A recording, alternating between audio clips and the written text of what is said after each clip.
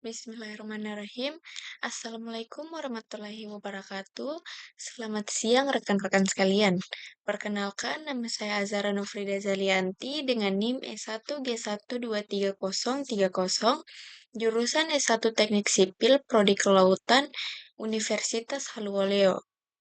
Di sini saya akan mempresentasikan mengenai analisis dampak lingkungan infrastruktur kelautan. Presentasi kali ini akan terbagi menjadi 3 bagian utama. Yang pertama pendahuluan, yang kedua pembahasan, dan yang ketiga penutup. Berikut penjelasannya. Yang pertama, pendahuluan, latar belakang.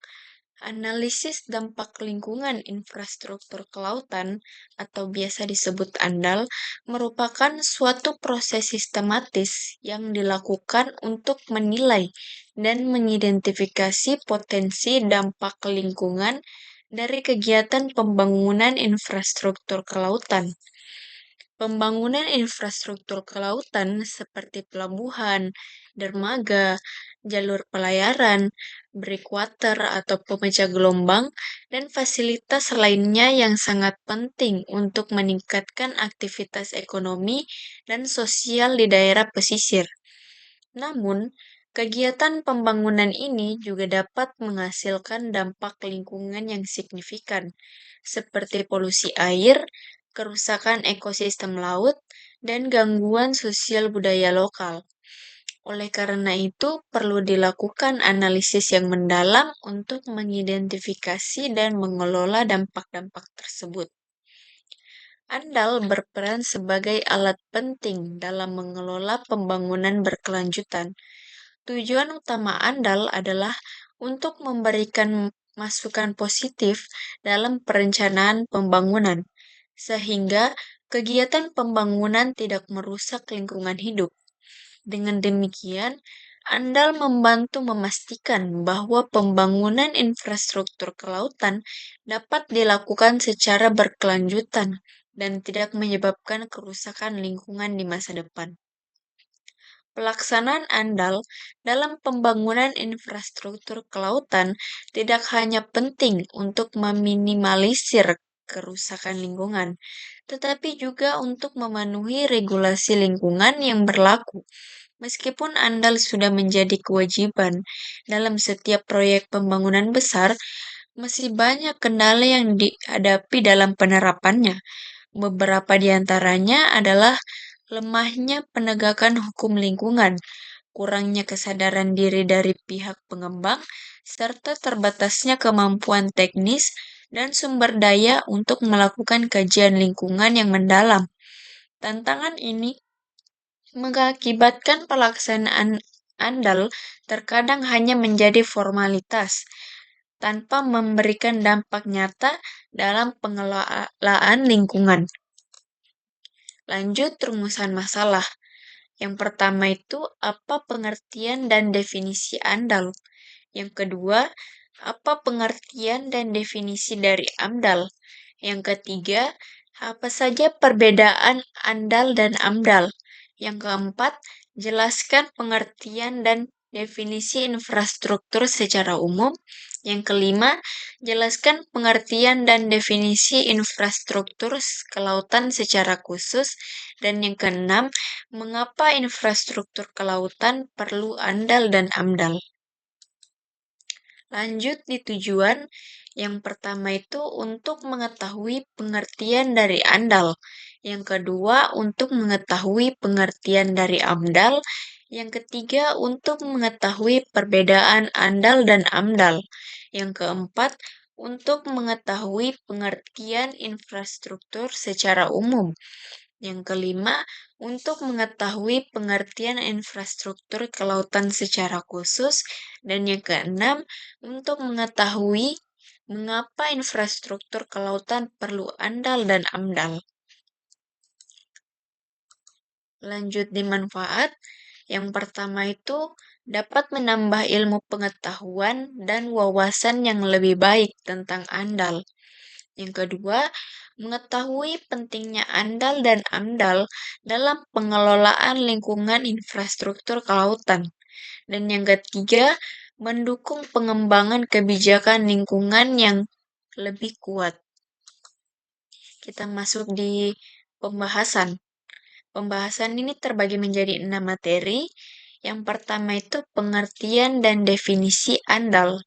ANDAL adalah singkatan dari analisis dampak lingkungan hidup, yaitu suatu proses sistematis yang dilakukan untuk menilai dan mengidentifikasi potensi dampak lingkungan dari kegiatan pembangunan atau usaha tertentu. ANDAL merupakan kajian yang dilakukan secara cermat mendalam untuk mengidentifikasi, memprediksi, dan mengevaluasi dampak penting yang mungkin timbul dari suatu kegiatan atau proyek terhadap lingkungan hidup. Tujuan utama ANDAL adalah memastikan bahwa kegiatan pembangunan dapat dilakukan dengan cara yang bertanggung jawab terhadap lingkungan. Ini dilakukan dengan mengidentifikasi potensi dampak negatif yang mungkin terjadi dan merumuskan tindakan atau langkah-langkah mitigasi untuk meminimalkan atau mencegah dampak tersebut. ANDAL membantu memastikan bahwa proyek dapat berkelanjutan, baik secara ekologis, sosial, maupun ekonomis. Manfaat ANDAL yakni sebagai berikut. Yang pertama, sebagai perlindungan lingkungan. Untuk mengurangi potensi kerusakan lingkungan akibat pembangunan yang tidak terkendali. Yang kedua, sebagai kepatuhan regulasi. Untuk memenuhi persyaratan hukum yang ditetapkan oleh pemerintah untuk proyek-proyek besar. Dan yang ketiga, sebagai pembangunan berkelanjutan untuk mendukung pengembangan proyek yang berkelanjutan dengan meminimalkan dampak lingkungan jangka panjang. Melalui penerapan ANDAL, berbagai aspek lingkungan dan masyarakat dilindungi dari potensi kerusakan. Ini menjadikan ANDAL sebagai alat penting dalam pengelolaan lingkungan yang bertanggung jawab dan dalam memenuhi regulasi yang berlaku. Dengan demikian, ANDAL mendukung pembangunan yang tidak hanya memperhatikan keuntungan ekonomi, tetapi juga kesejahteraan sosial dan kelestarian ekosistem. Yang kedua, pengertian dan definisi AMDAL. AMDAL adalah singkatan dari analisis mengenai dampak lingkungan, yaitu suatu proses evaluasi yang mendalam tentang dampak yang mungkin terjadi akibat suatu proyek atau kegiatan terhadap lingkungan. Proses ini mencangkup analisis menyeluruh terhadap aspek fisik, biologis, sosial, ekonomi, dan budaya yang mungkin terpengaruh. AMDAL merupakan kajian yang dilakukan untuk mengevaluasi dampak lingkungan dari suatu usaha atau kegiatan yang direncanakan. AMDAL diperlukan dalam proses pengambilan keputusan tentang penyelenggaraan usaha atau kegiatan tersebut. AMDAL berfungsi sebagai alat untuk mengidentifikasi, menganalisis, dan mengukur dampak lingkungan yang mungkin timbul dari suatu proyek atau kegiatan. Tujuan AMDAL yakni untuk mengetahui dampak apa saja yang mungkin terjadi akibat proyek, memperkirakan besar dan tingkat keparahan dampak terhadap lingkungan, menyusun rencana untuk meminimalkan dampak negatif, dan menjadi dasar untuk memutuskan apakah suatu proyek layak dilaksanakan atau tidak, serta menentukan izin lingkungan. Manfaat AMDAL. Yang pertama, untuk mencegah terjadinya kerusakan lingkungan yang signifikan akibat kegiatan pembangunan. Yang kedua, membantu pengembangan proyek memenuhi persyaratan hukum terkait lingkungan. Yang ketiga, menjamin bahwa pembangunan tidak merusak lingkungan dan dapat berlangsung secara berkelanjutan. Dan yang keempat, mengidentifikasi dan mengelola risiko yang mungkin muncul sejak awal proyek. Dengan demikian, AMDAL adalah alat penting dalam perencanaan dan pelaksanaan proyek pembangunan yang bertujuan untuk menjaga kelestarian lingkungan, memenuhi kewajiban hukum, dan mendukung pembangunan yang berkelanjutan. Dengan penerapan AMDAL, proyek pembangunan dapat dilakukan secara bertanggung jawab dengan mempertimbangkan keseimbangan antara keuntungan ekonomi dan perlindungan lingkungan. Yang ketiga, perbedaan AMDAL dan ANDAL. ANDAL, analisis dampak lingkungan hidup, dan AMDAL, analisis mengenai dampak lingkungan hidup, adalah dua istilah yang sering digunakan dalam konteks studi lingkungan untuk pembangunan.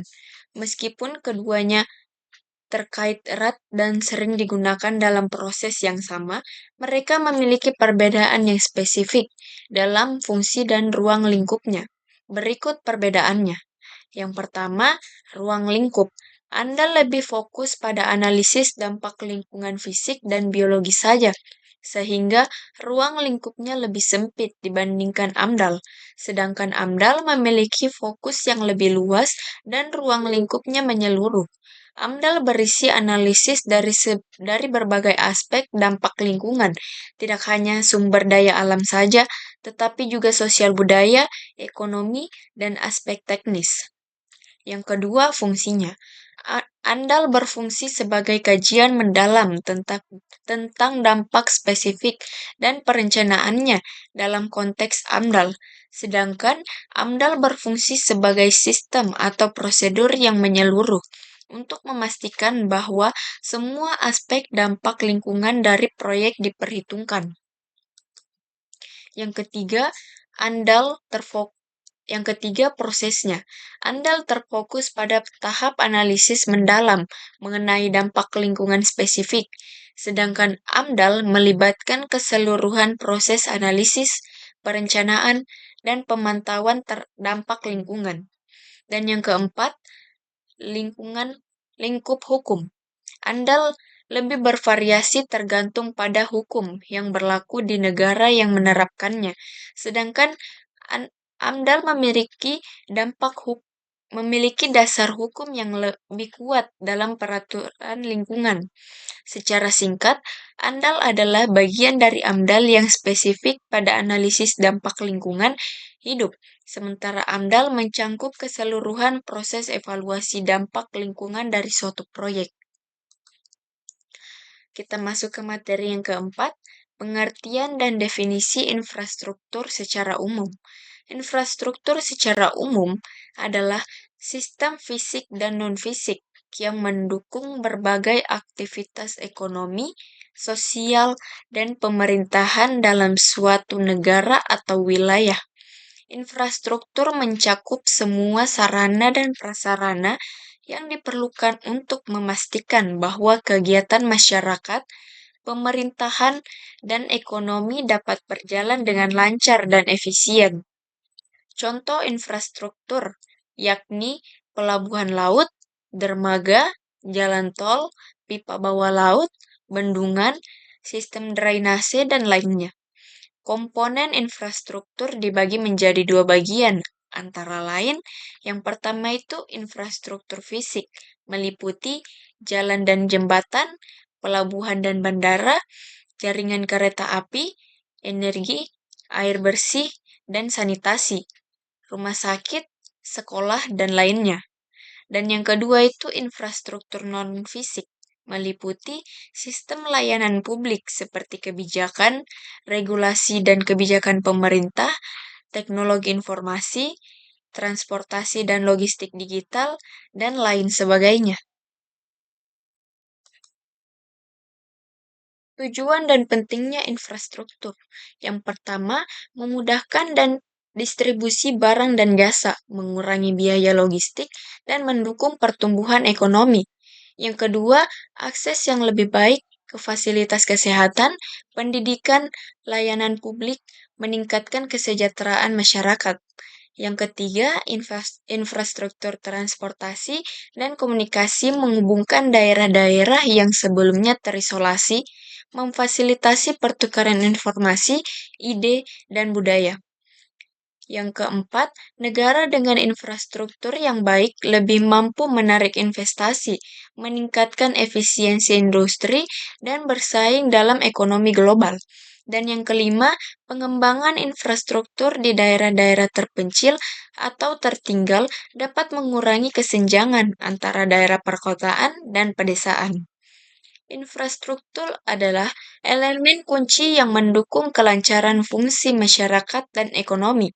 Tanpa infrastruktur yang memadai, pertumbuhan ekonomi dan kesejahteraan masyarakat dapat terhambat.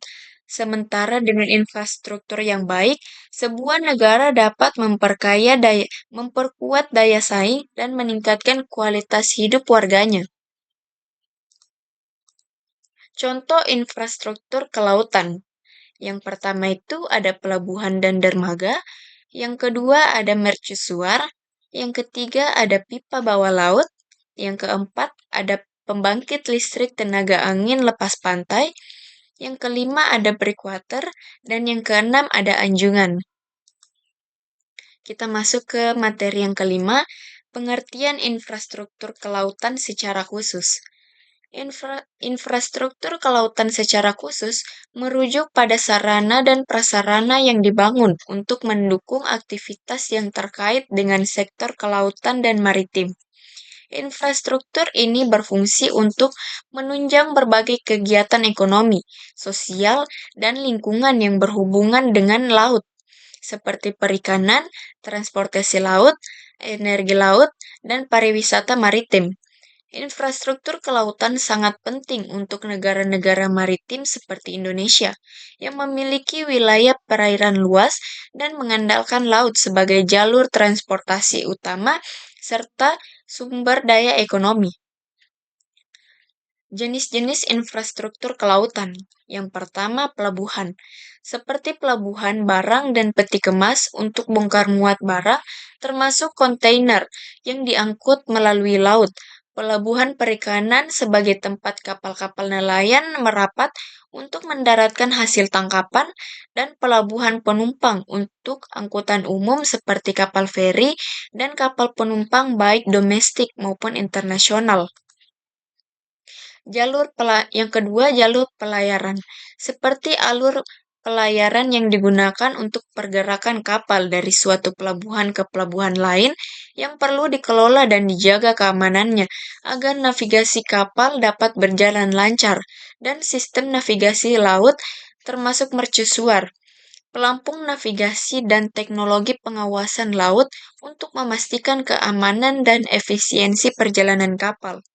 Yang ketiga, infrastruktur energi kelautan, seperti pembangkit listrik tenaga gelombang dan angin lepas pantai untuk menghasilkan energi terbarukan dari sumber daya laut seperti ombak, pasang surut, atau angin di laut, dan pipa kabel bawah laut yang digunakan untuk menghubungkan sumber energi seperti minyak dan gas bumi, serta fasilitas distribusi energi yang berada di dasar laut. Yang keempat, sistem pertahanan dan keamanan laut, seperti pangkalan angkatan laut untuk menjaga keamanan maritim, melindungi kedaulatan perairan, dan mengatasi ancaman seperti perompakan atau pencurian ikan, dan pengawasan patroli laut untuk mengatasi aktivitas di perairan melalui radar dan satelit serta mendeteksi ancaman seperti penyelundupan dan pelanggaran hukum maritim. Dan yang kelima, fasilitas pariwisata maritim, seperti dermaga wisata sebagai tempat kapal-kapal wisata berlabuh untuk mengangkut turis ke pulau atau destinasi laut, dan marina sebagai tempat penyandaran kapal-kapal rekreasi seperti perahu wisata. Fungsi infrastruktur kelautan. Yang pertama, mendukung transportasi laut terutama pelabuhan dan jalur pelayaran, memungkinkan distribusi barang dan penumpang melalui jalur laut yang seringkali lebih ekonomis dibandingkan transportasi darat atau udara, terutama di negara kepulauan. Yang kedua, mendorong ekonomi maritim seperti pelabuhan perikanan, pabrik pengolahan ikan, dan pusat budidaya laut yang sangat penting untuk mendukung industri perikanan dan aquaculture yang menjadi sumber penghidupan bagi banyak masyarakat pesisir.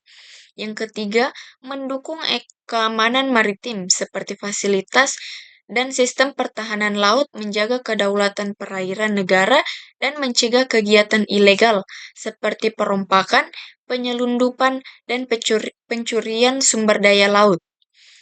Yang keempat, mengembangkan energi laut untuk mendukung pemanfaatan energi laut yang terbarukan, seperti energi angin lepas pantai dan gelombang laut sebagai alternatif untuk energi fosil. Yang kelima, mendukung pariwisata seperti dermaga dan fasilitas wisata laut yang memungkinkan pengembangan sektor pariwisata bahari yang menjadi sumber pendapatan signifikan di banyak wilayah pesisir dan pulau-pulau kecil.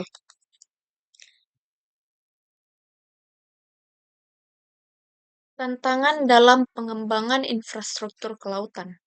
Yang pertama, biaya pembangunan dan pemeliharaan yang tinggi. Pembangunan infrastruktur di laut membutuhkan teknologi khusus dan biaya besar, terutama untuk memastikan ketahanannya terhadap cuaca ekstrim dan kondisi laut yang keras. Yang kedua, dampak lingkungan. Pembangunan infrastruktur kelautan seperti pelabuhan atau pembangkit listrik lepas pantai dapat merusak ekosistem laut jika tidak direncanakan dengan baik.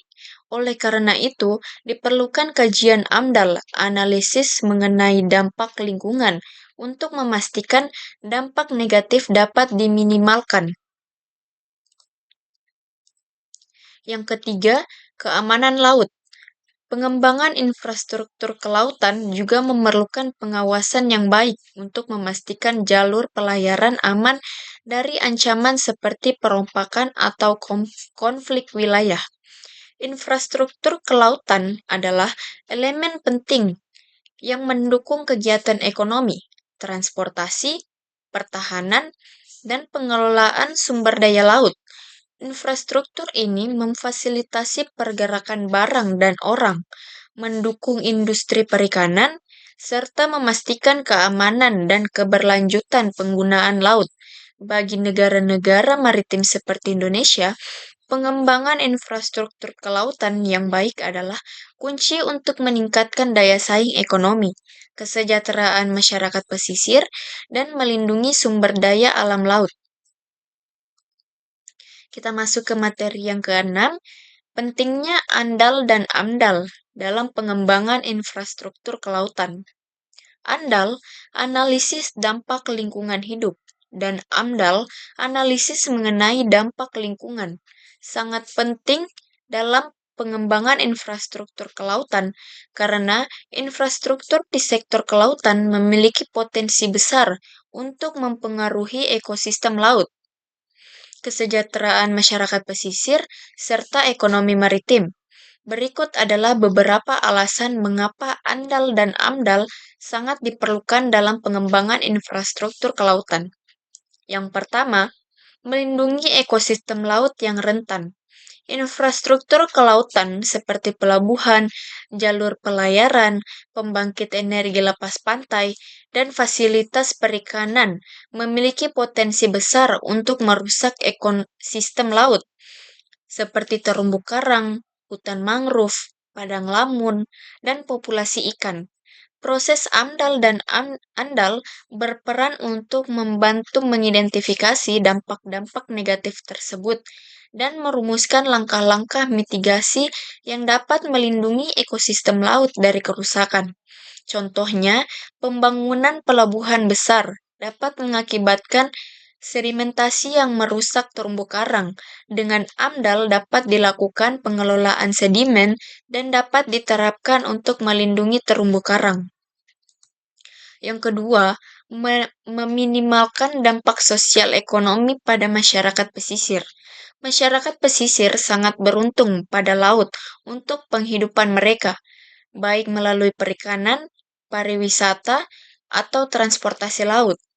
AMDAL memastikan bahwa dampak sosial dan ekonomi terhadap masyarakat pesisir dianalisis secara mendalam dan langkah-langkah kompensasi atau mitigasi dirancang untuk melindungi kesejahteraan mereka.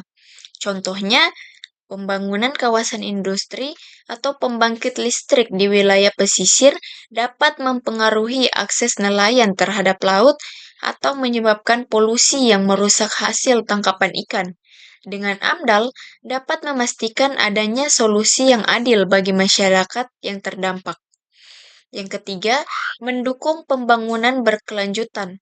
Prinsip pembangunan berkelanjutan yang menyeimbangkan antara pertumbuhan ekonomi, perlindungan lingkungan, dan kesejahteraan sosial. Dalam konteks kelautan, di mana sumber daya laut memiliki keterbatasan, AMDAL membantu menjaga agar pembangunan tidak melampaui kapasitas daya dukung lingkungan laut. Contohnya, pembangunan marina wisata di wilayah pesisir dapat memberikan manfaat ekonomi dari pariwisata, tetapi jika terpantau dapat merusak ekosistem terumbu karang. ANDAL dan AMDAL sangat penting dalam pengembangan infrastruktur kelautan karena mereka memastikan bahwa pembangunan dilakukan secara bertanggung jawab dan berkelanjutan. Mereka memberikan kerangka kerja untuk mengidentifikasi, menganalisis, dan mengelola dampak negatif terhadap lingkungan laut dan masyarakat pesisir. Dengan menerapkan ANDAL dan AMDAL, proyek infrastruktur kelautan dapat berjalan tanpa merusak ekosistem laut, melindungi kesejahteraan masyarakat, serta memenuhi regulasi lingkungan yang berlaku. Kita masuk ke materi yang terakhir, yaitu penutup. Kesimpulan, pembangunan infrastruktur kelautan memiliki peran penting dalam mendukung pertumbuhan ekonomi dan kesejahteraan masyarakat, terutama di negara maritim seperti Indonesia. Namun, di balik manfaat tersebut, pembangunan infrastruktur di kawasan laut juga membawa resiko yang signifikan terhadap lingkungan dan kehidupan masyarakat pesisir. Oleh karena itu, diperlukan pendekatan yang komprehensif melalui analisis dampak lingkungan (ANDAL), termasuk kajian analisis dampak lingkungan hidup (AMDAL), untuk memastikan bahwa pembangunan dapat dilakukan secara berkelanjutan. AMDAL dan ANDAL membantu mengidentifikasi potensi dampak negatif terhadap ekosistem laut yang rentan, seperti terumbu karang, padang lamun, dan mangrove. Selain itu, analisis ini juga memberikan perhatian pada dampak sosial dan ekonomi yang mungkin dihadapi masyarakat pesisir. Dengan adanya AMDAL, pemerintah dan pihak pengembang dapat merumuskan langkah-langkah mitigasi yang tepat untuk meminimalkan kerusakan lingkungan, menjaga keseimbangan ekosistem, serta memastikan bahwa dampak sosial dapat diatasi secara adil. Singkatnya, AMDAL dan ANDAL adalah instrumen penting dalam memastikan pembangunan infrastruktur kelautan yang ramah lingkungan dan berkelanjutan. Dengan melibatkan proses analisis dampak lingkungan, pembangunan dapat dilakukan dengan tetap menjaga kelestarian sumber daya laut, melindungi kehidupan masyarakat pesisir, dan memenuhi regulasi lingkungan yang berlaku. Implementasi yang baik dari AMDAL akan membantu menciptakan keseimbangan antara pertumbuhan ekonomi dan perlindungan lingkungan di sektor kelautan.